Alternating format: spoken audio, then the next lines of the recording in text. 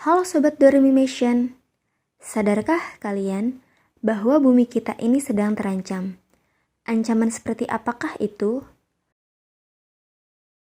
Bukan ancaman seperti di film-film, tetapi ancaman yang banyak dari kita masih tidak menyadarinya. Ancaman tersebut berupa adanya perubahan iklim. Terus, apa sih perubahan iklim itu? Apakah seberbahaya itu?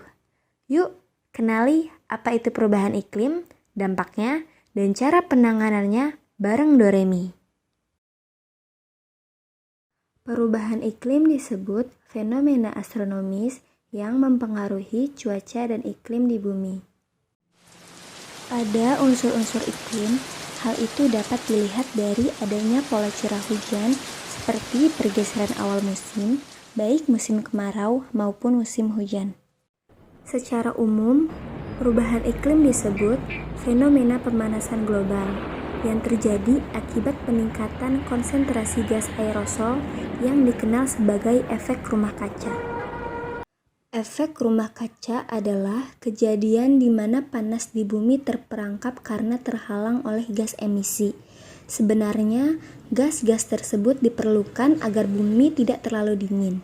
Akan tetapi, sejak revolusi industri, gas-gas tersebut menjadi makin bertambah di atmosfer, sehingga konsentrasinya semakin meningkat. Sebagai contoh, total emisi CO2 dari tahun ke tahun terus meningkat. Jika gas-gas ini tidak dikurangi, maka konsentrasi gas rumah kaca akan terus meningkat, dan bumi akan semakin panas.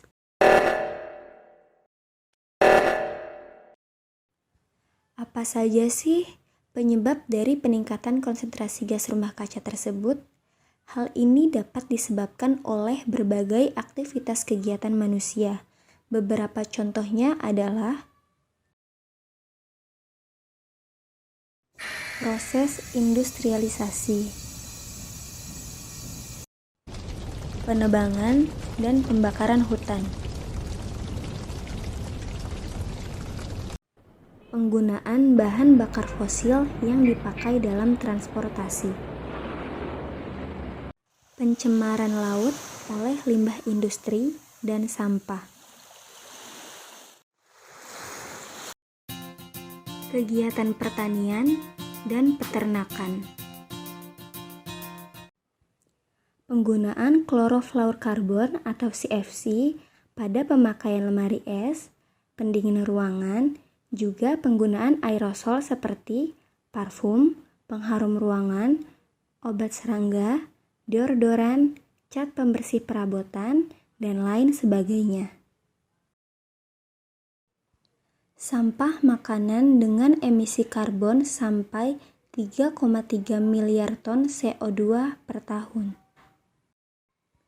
Jika proses penyebab perubahan iklim itu terjadi secara terus-menerus, maka akan menimbulkan dampak tersendiri bagi kehidupan makhluk hidup. Beberapa di antaranya bahkan sudah terjadi dampaknya.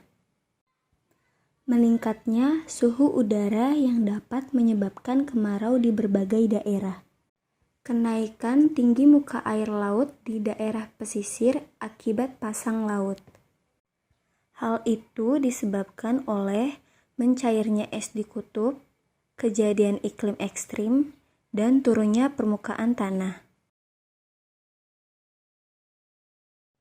Meningkatnya potensi cuaca ekstrim yang dapat menyebabkan hujan sangat lebat yang disertai kilat atau petir, angin kencang, gelombang tinggi, dan lain-lain, hingga menyebabkan banjir dan tanah longsor. Meningkatnya serangan penyakit, kepunahan, dan banyak dampak yang lainnya. Dampaknya sangat berbahaya, bukan? Maka dari itu, mari kita sama-sama menangani masalah ini. Lalu, dengan cara apa kita menanganinya? Dengan cara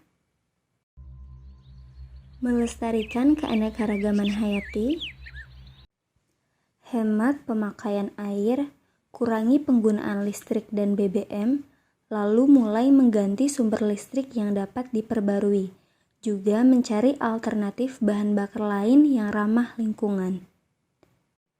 Banyak energi alternatif ramah lingkungan untuk kendaraan yang sudah ada maupun sedang dikembangkan. Contohnya energi listrik untuk mobil. Ada pula pembangkit listrik energi fusi nuklir yang aman dan murah yang sedang dibangun di Prancis. Membuang sampah pada tempatnya, mendaur ulang sampah, mengurangi sampah secara terbuka, dan hindari pembakaran sampah. Kita dapat meniru pengelolaan sampah di negara-negara lain, seperti Swedia yang dapat mengolah sampah menjadi sumber energi baru untuk listrik dan bahan bakar. Ataupun Jerman yang menerapkan pemilihan sampah. Dan masih banyak negara-negara lain. Kurangi penggunaan gas aerosol yang terdapat pada parfum, pengharum ruangan, deodoran, dan lain sebagainya.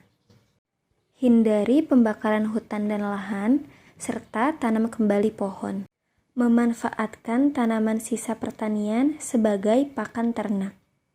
Pembuatan pupuk kompos dari sisa panen dan dari kotoran ternak untuk pupuk dan biogas.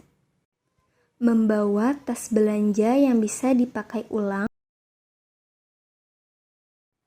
Melakukan daur ulang.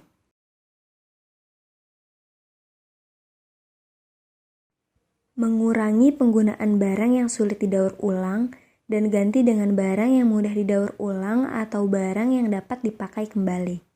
Mulai menggunakan transportasi umum untuk mengurangi emisi yang dihasilkan dari kendaraan. Gunakan juga kendaraan ramah lingkungan jika jarak tujuan tidak terlalu jauh seperti sepeda, skuter, dan lain-lain.